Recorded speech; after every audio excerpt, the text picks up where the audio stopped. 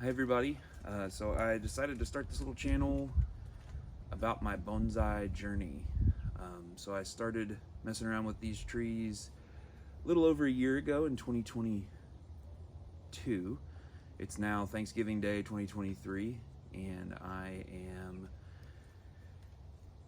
finally pulling the trigger on deciding that I want to share some of the stuff that I'm learning as I go along. So I'm not going to be doing demonstrations or claiming that I know the right answers here for any of the particular things that I'm doing, but I have done a lot of research, a lot of learning, and I've really appreciated how freely people share their information and the things that they've learned from messing around with bonsai. So I work at the University of Kentucky. I've worked in horticulture for off and on in different roles, and I just really have always wanted to do bonsai. And then last year, post pandemic, searching for what's something I really want to do, I was scared to do the bonsai stuff because I didn't know if I was going to be able to take care of the trees very well, and that was about all the reason I needed to do it. I was scared to do it, so I thought it felt like the right thing to do, and so I've done it.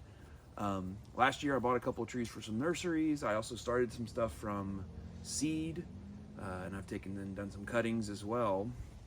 And I just have a smattering that kind of represents the types of stuff that I have, and what I'm going to probably be doing in the next year on some of the videos and sharing with you all. So as you can see here, I have a blend of Native North American species, in Kentucky especially. So this is a river birch, Betula nigra. It's the one that you see sometimes with flaky bark on it, and it also has a wide canopy a lot of times. It'll be a multi-stem kind of basal growth type thing, but pretty cool. And so I'm going to have some of these I'm going to try to do as a root over rock planting with something kind of smooth, like a riverbed almost. But I have a number of these. I started these from seed this year, so this is a 1-year-old. And then I bought this from a guy out in California. I call him one of my internet friends, Eric from bonsai.com. I really like the quality of their plants is really good. He shared a lot of good information. I recently bought his Black Pine course, and I learned a lot from that, Shohin Black Pine.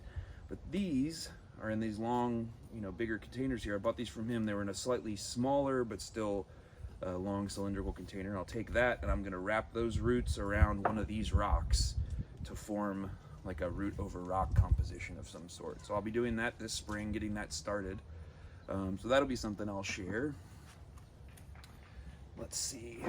So I do have a few. Most of my trees are in the development stage, if you know what that means. In other words, they're growing not in bonsai pots. They're growing in something more like a nursery container of some sort, or like this one back here, to get thickness on the trunk and thickness on the branches and development and all that kind of stuff. I do have a few that are in bonsai containers. This came from Andy Smith, I think is his last name, at Golden Arrow Bonsai. I bought this from him last year. I believe it's a Austrian black pine, Pinus nigra. You see it has very long needles at the moment. I'm still trying to boost it with vigor as much as possible, but it's a pretty cool tree. I will be definitely taking some off the top. A decision-making process about that I'll have to go through. That's pretty cool, and it's got kind of a blend of an exposed root and just sitting up a little bit type of look. I have a couple of trees from him.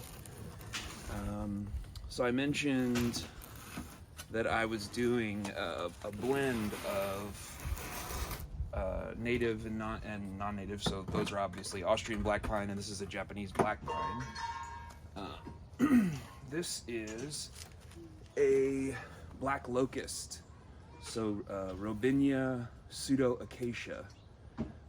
The black pine is Pinus thumbergii, if you haven't come across that. But this one I bought from a friend, Laura, who has a local nursery called Oakland Tree Farm here in central Kentucky. And they do a lot of different native plantings and native trees and things to be able to support reforestation efforts. And I asked her if it was okay with her if I used it for some tiny trees, and I've done some strange bending here. So this initial bend was put in this year, but then I added additional bend with a little bit of a guy wire here to pull things tight.